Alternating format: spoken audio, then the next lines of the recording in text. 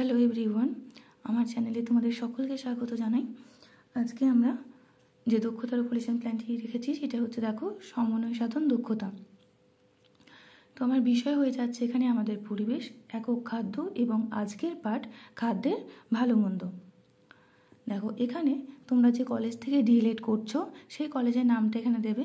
শিক্ষার্থীর সংখ্যা 10 জন। আমরা জানি যে মাইক্রোলেসন প্ল্যানে শিক্ষার্থীর সংখ্যা কম থাকে, সময় 5 থেকে 6 মিনিট, সময়ও কম থাকে। শিক্ষার্থী শিক্ষিকার নাম এখানে তোমাদের নাম লিখবে, রোল নাম্বার দেবে। যেদিনকে তোমরা এই লেসন প্ল্যানটা বানাচ্ছ বা বানাবে বা যে লেসন প্ল্যানই বানাও না কেন সেদিনকে ডেটটা দেবে এবং কোন ক্লাসের করছো সেই ক্লাসের নামটা এখানে দেবে। আমি ক্লাস 3-র মধ্যে রয়েছে খাদ্যের ভালো মন্দ এটি, তো শ্রেণী 3য়। দেখো এবার আমরা চলে আসি আচরণাঙ্গ সমূহতে কি বলা হচ্ছে।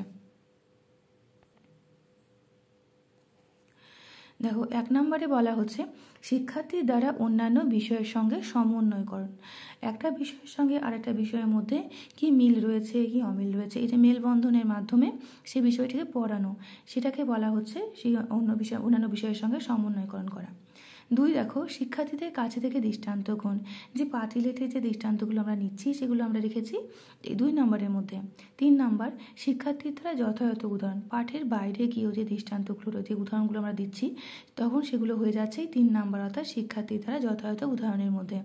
আর 4 নম্বর হচ্ছে সাধারণীকরণ, অর্থাৎ আজকের পাঠ থেকে তারা কতটা শিখতে পারলো, কতটা জানতে পারলো, কতটা বুঝলো সেটা প্রশ্ন উত্তরের মাধ্যমে জেনে নেওয়া।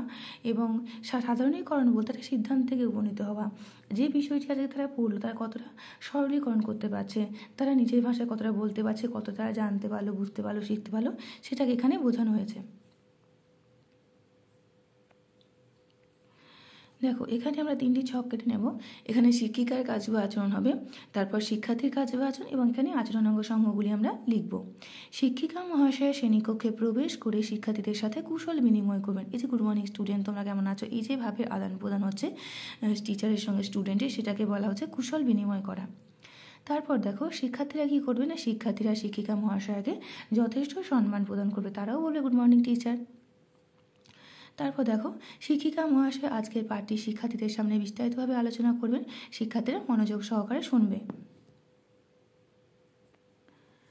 দেখো তারপর দেখো টিচার প্রশ্ন করবেন, যেহেতু খাদ্য নিয়ে আলোচনা করা হচ্ছে তো এখান থেকে অন্যরকমভাবে প্রশ্ন করা যেতে পারে। বাচ্চাদেরকে তুমি জিজ্ঞাসা করতে পারো যে এক একটা বাচ্চাকে তুলে তুমি জিজ্ঞাসা করলে যে রিয়া তুমি বলো তো আজ তুমি কী খেয়ে স্কুলে এসেছো, তো সে যেটা খেয়ে এসছে সেটা বলবে, যে ভাত ডাল আলু সিদ্ধ এরকম খেয়ে এসছে সেটা বলবে।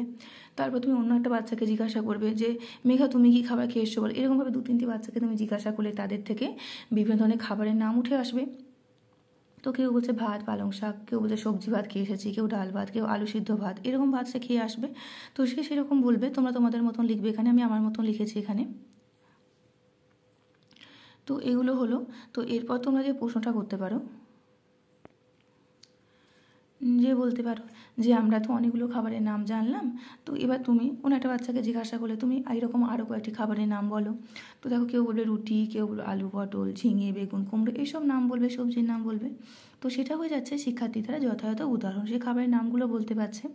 তারপর দেখো টিচার এখান থেকে প্রশ্ন করবেন যে এই যে আলু বেগুন কুমড়ো এগুলো ইংরেজি কী, তো ইংরেজিতে কী বলে, দেখো আলুকে পোটাটো বলে, বেগুনকে ব্রিঞ্জাল, কুমড়োকে পামকিন, এসব বলে। তো এটাও হয়ে যাচ্ছে 1 নম্বর, যেটা হচ্ছে যে একটা বিষয়ের সঙ্গে আর একটা বিষয় কানেক্ট করে পড়ানো, মেলবন্ধনের মাধ্যমে পড়ানো, সমন্বয়করণের মাধ্যমে পড়ানো। যেখানে এখানে আমরা যে ইভিএস পড়ছি, ইভিএসের সাথে কাকে ইংলিশকে কানেক্ট করে পড়ছি, তো সেটা এখানে দেখানো হয়েছে। তারপর দেখো অনেক সময় দেখবে পড়ে যে এটা আমার বন্ধু, ওইটা আমার বন্ধু, পাশাপাশি বসে বন্ধুরা, বা এরকমভাবে সেরকমভাবে জিজ্ঞাসা করতে পারো কোনো একটা মেয়েকে, কোনো রিয়া বলে একজনকে আমি বলে জিজ্ঞাসা করলে যে তোমার বন্ধু আজকে আসেনি কেন, বা কোনো একটা মেয়েকে জিজ্ঞাসা করলে যে মেঘা তুমি গতকাল আসোনি কেন, সে বললো কি ম্যাম পেটে ব্যথা বা পেট খারাপ হয়েছিল বা পেট খারাপ ছিল বা বমি বমি হচ্ছিল, এরকম সে বলবে। তো তখন দেখো টিচার প্রশ্ন করবে যে পেট ব্যথা বা পেট খারাপ বা বমি এসব কখন হয় বলো তো। তো বাচ্চারা বলছে দেখো খাবার বেশি খেয়ে নিলে বা খাবার, হ্যাঁ দেখো খাবার বেশি খেয়ে নিলে এসব সমস্যা হতে পারে, এবং খারাপ খাবার যদি আমরা খারাপ খাবার খেয়ে নিই তখন কিন্তু আমাদের পেট খারাপ হতে পারে, বমি হতে পারে। তো এটাও হয়ে যাচ্ছে শিক্ষার্থীদের কাছ থেকে দৃষ্টান্ত। 2 নম্বর যে কম্পোনেন্টসটা রয়েছে সেটা হয়ে যাচ্ছে এখানে।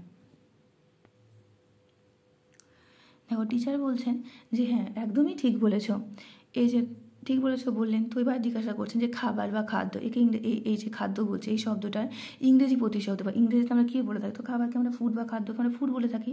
তো এটাও হয়ে যাচ্ছে 1 নম্বর, যেখানে ইংলিশের ইভিএসের সাথে ইংলিশকে কানেক্ট করে পড়ানো হচ্ছে। তো তারপর দেখো বলছে আচ্ছা এবার বলো তো এইসব খাবার কখন নষ্ট হয়ে যায় বা খাবার কখন খারাপ হয়ে যায় বলো তো, বা খাবার কীভাবে খারাপ হয়, এরকমভাবে প্রশ্ন করতে পারো। তো বলছে ম্যাম প্রচণ্ড গরমে খাবার খারাপ হয়ে যায়, এছাড়া খাবার বাসি হয়ে গেলে খারাপ হয়ে যেতে পারে, খাবারের মধ্যে ছাতা পড়ে গেলেও খাবার নষ্ট হয়ে যেতে পারে। তো এরকমভাবে বলা হয়েছে। তো এটা হয়ে যাচ্ছে 2 নম্বর যে কম্পোনেন্টসটা রয়েছে সেটা। দেখো এই যে খাবার পচে যাচ্ছে, খাবার নষ্ট হয়ে যাচ্ছে, তারপর টিচার এটা সূত্র ধরেই প্রশ্ন করছেন যে বাসি পচা এইসব খাবারগুলিকে কী খাবার বলা হয় বলো তো। তারা যদি বুঝতে না পারে বলবে ভালো খাবার বলি না খারাপ খাবার বলি। তো দেখো বাচ্চারা বলবে যে খারাপ খাবার বা খারাপ খাদ্য বলা হয়। তো এটাও হয়ে যাচ্ছে 2 নম্বর যে কম্পোনেন্টসটা রয়েছে সেইটা। তারপর দেখো দেখবে যখন এই পার্টটা আমরা পড়ছি এখানে খাদ্য অখাদ্য দুইয়েরই কথা বলা আছে।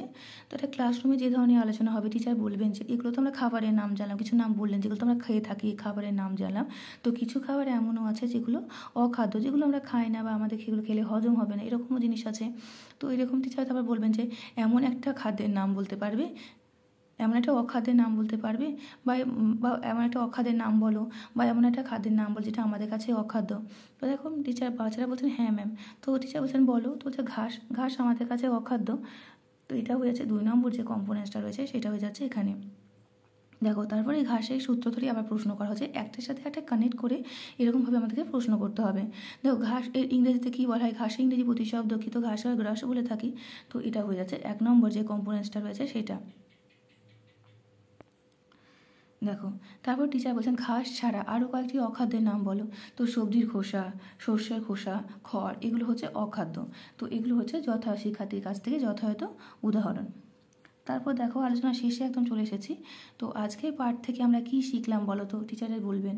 তো এই প্রশ্নের পরই আমার আলোচনাটি শেষ করব। তার আগে একটু কথা বলে নিই, যারা আমার চ্যানেলে নতুন আছো তাদের যদি আমার চ্যানেলটি ভালো লেগে থাকে বা আমার চ্যানেলটি একটু কিন্তু উপকার হয়ে থাকে তোমাদের বা উপকৃত হয়ে থাকো, তাহলে তোমরা আমার চ্যানেলটিকে সাবস্ক্রাইব করতে পারো, পারলে বন্ধুদের সঙ্গে শেয়ার করতে পারো, আর এই ভিডিওটিও যারা লেসন প্ল্যান বানাতে চাইছো তারা একটা লাইক করে দিতে পারো।